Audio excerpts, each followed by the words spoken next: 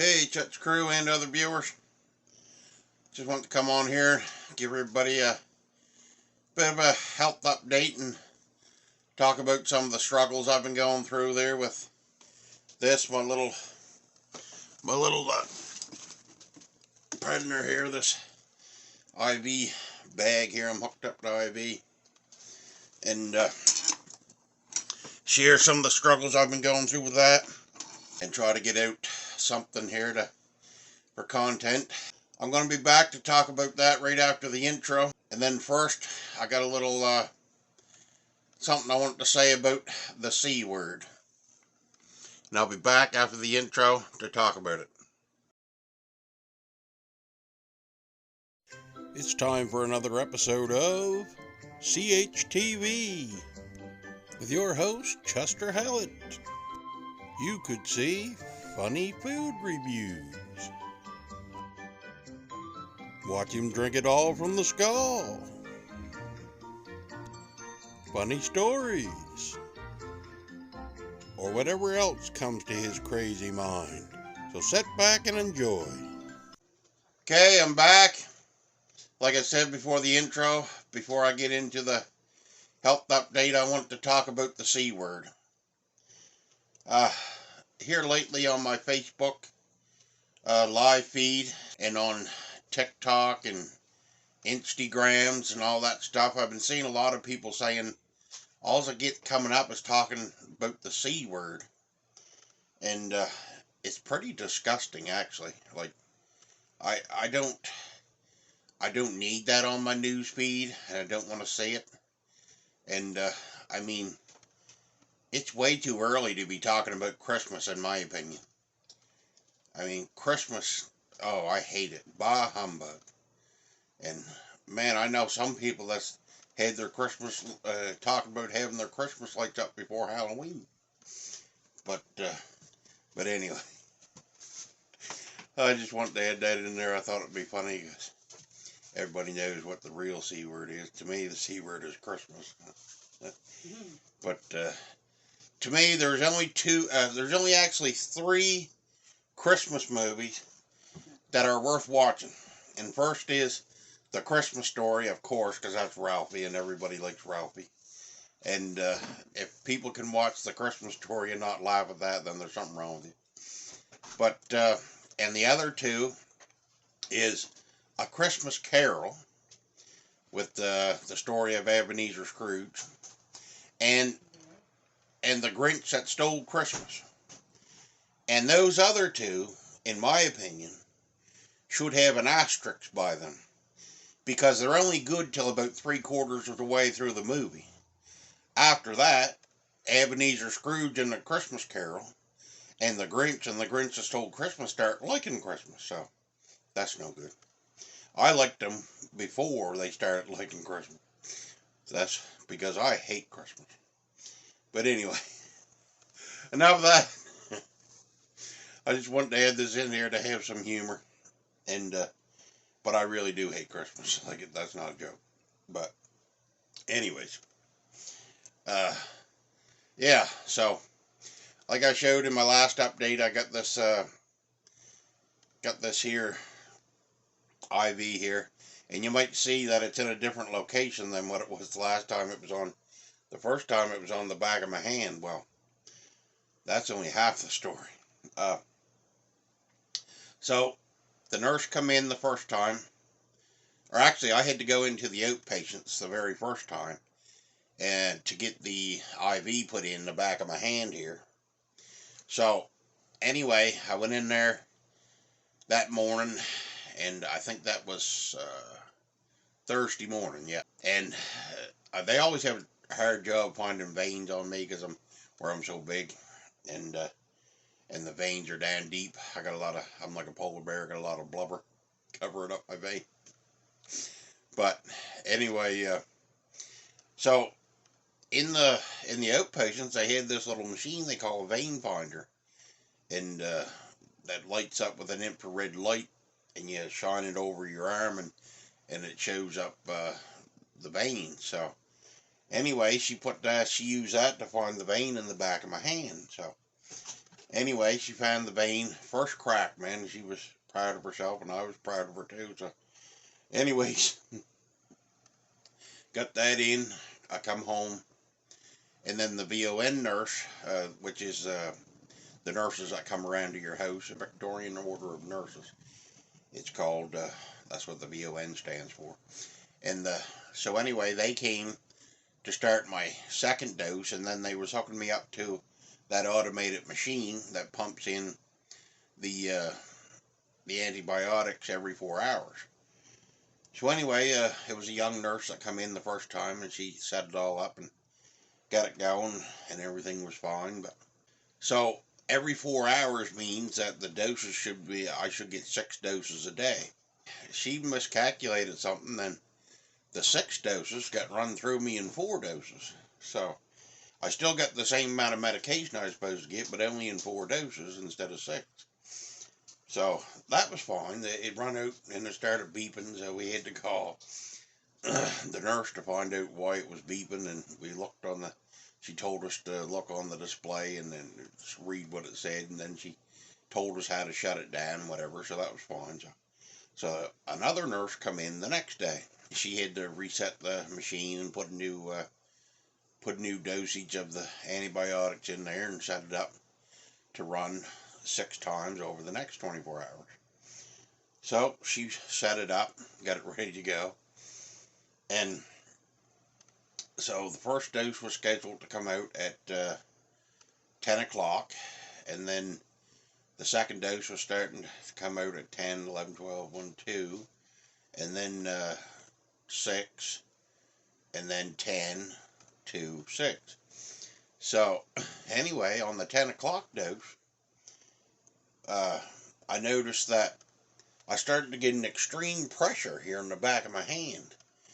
And at first it wasn't that bad, so I thought, well, maybe, I didn't know what to think really, like I knew it didn't feel like it had before, but, so anyway, I let it go for a bit, and the pressure just kept building and building and building until it felt like the back of my hand was going to explode. So anyway, I unwrapped, they had this wrapping around my hand, and I unwrapped it, and man, you could see that the back of my hand was puffed up so much that where the plastic of the IV was, it was pressing right around the plastic. So I said, man, this is no good. They do have an on-call number, like the nurses only work from 8 in the morning until 4 in the evening, but they do have an on-call number that they can call. But I was home by myself because my wife had spent the day down visiting with my son, and her mother had went with her, and so she was on her way home from there, and so, man, I tell you, I don't know if I had went into shock from the pain, or I got an adrenaline rush from the pain, or whether it had been like, at that point, it had been like over 10 hours since I have ate, and I'm diabetic, so it might have had something to do with a low blood sugar or whatever. But anyways, after I proceeded to take my own IV out because it was so swelled that I was like, I can't stand this in there anymore. I got to get it out, like, to stop the pressure. So I stopped the machine and went through the protocol you're supposed to take it out.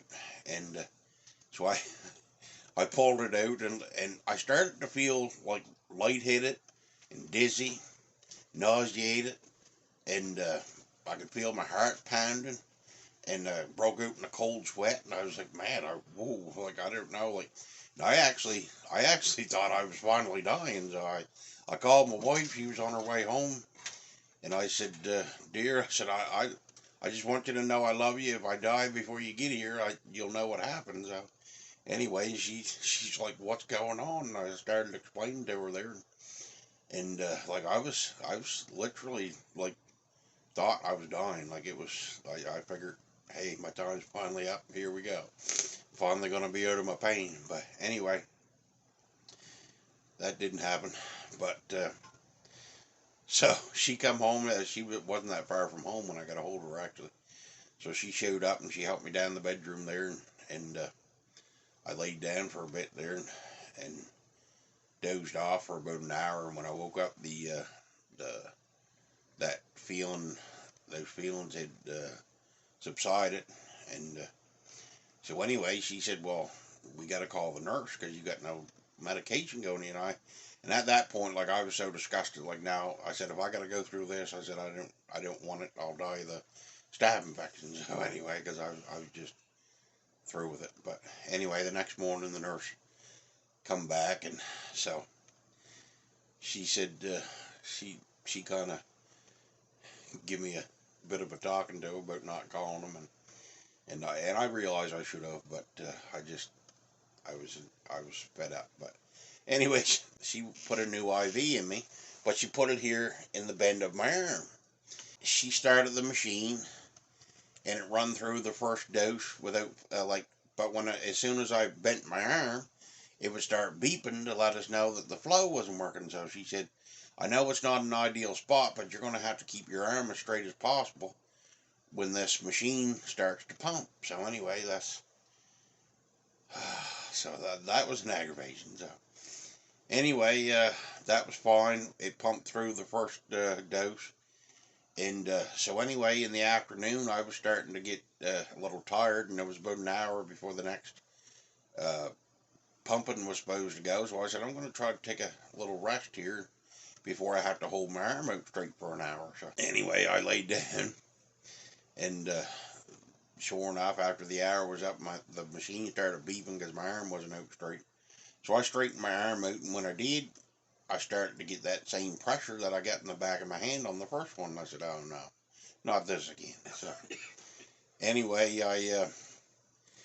I stopped the machine, and I called I got my wife to call VON to see about getting them to come back to look into it. So the lady that had been there that morning, the nurse, she was about a half hour away, and so she said, "I'll come to you and see to you, and I'll get somebody else to cover my next client that I was supposed to go to." So she did that, and she showed up and looked into it, and she said, "Yeah, the site's compromised. We're going to have to try to find another one." So anyway, she started fishing around trying to find veins, and like I say, it's very hard to find a vein on me.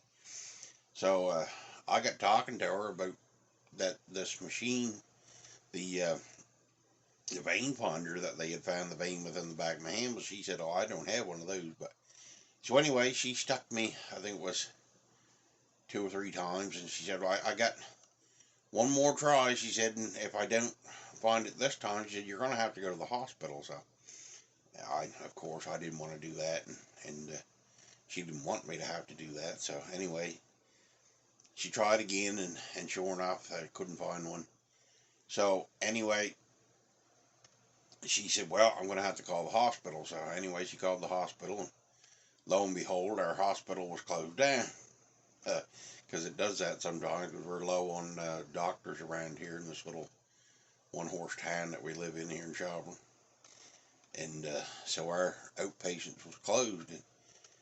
And so anyway, she got talking to the nurse. She knew the nurse that was working in the outpatients that day. She was asking about that vein finder, and the nurse said, "Well, you can come borrow it," she said, "because the outpatients is closed. We won't need it." So anyway, she said, "You can borrow it." So anyway, that was cool. So she went in and got it, and she come back to the house, and she said she gave me about a 30-second tutorial on how to use this. So I'm no expert. So she said, all I got to do, she said, is point it at your skin, and I'll follow the black lines, and the black lines will be your veins. So anyway, she put it on me. She said, "Follow the black lines." She said, "You ain't got none." But where I've got my veins are deep down, and I've got all the tattoos and stuff there, like it was hard to see them. So anyway, she found one right here on the inside of my wrist here, and she got one put in there, but it's kind of in a weird position for me, because the end of you can see the end of the IV tube is right up here, but it's actually in the vein down here, but the IV had to be taped up here, so it's kind of left me one-handed, because I can't really bend my hand too much. So, but anyway,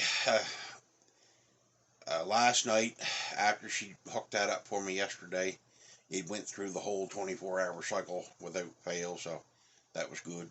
So she come in this morning and asked me how it made it with it, and I said it went through the whole cycle, and she said, that's great. So anyway, she started over today, and she said hopefully it'll be pretty good. So it's up to me really to try to not use my hand as much as possible and try to keep that sight open, but hopefully, like I say, I can keep it open and get through this. But she told me yesterday that if they don't see no results from this intravenous in the first week, that I may have to end up going on it for another 2 weeks. So I really hope that I'm starting to see some results by the end of this week, because I cannot go around like this for 3 weeks straight. Or I guess I'll have to if it is, but it's going to be hard. But being the size I am, like, I have to use my hands a lot to push myself up when I go to get up off things, and with only having one hand, it really hinders me a lot. But anyway, like I said, I wanted to just get this out and give everybody an update and put something out there to let people know that I'm still moving forward and trying to get myself fixed up so I can get back to regularly scheduled programming. So, but anyway, with that, I'll say, remember, if you can't laugh with me, laugh at me, but keep laughing. Have a nice day. Hey there, I hope you enjoyed the video, and if you did, please consider dropping a like, and if you'd like to become a member of Chet's crew, it's very simple and it doesn't cost a cent. Just hit the subscribe button. And if you'd like to help me grow the channel, please consider sharing the video on other forms of social media. It helps the channel out very much. Thank you, and have a nice day.